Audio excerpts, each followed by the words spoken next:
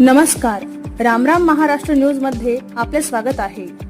शाहीनताई हकीम यांचा वाढदिवस रुग्णांसोबत साजरा।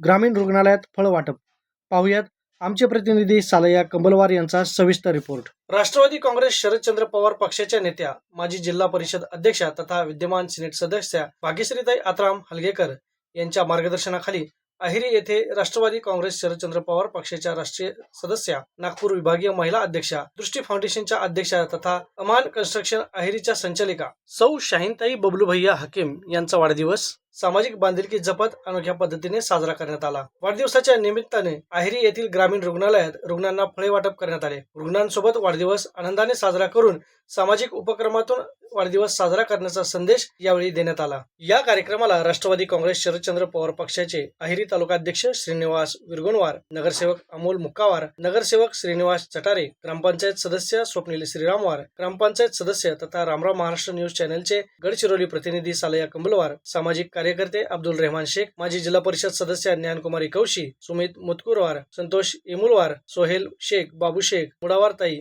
सुरभीराव, जयश्रीताई गोबाडे, कुमारीताई, शैलेश गेडाम, शाहरुख शेख, मुक्तीर भैया, साकीर भाई, इरफान शेख, राहुल पारेलीवार, मुताहिर शेख यांच्यासह राष्ट्रवादी काँग्रेस शरदचंद्र पवार पक्षाचे पदाधिकारी व कार्यकर्ते मोठ्या संख्येने उपस्थित होते।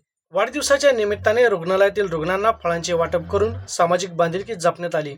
या उपक्रमाचे उपस्थितांकडून कौतुक करण्यात आले।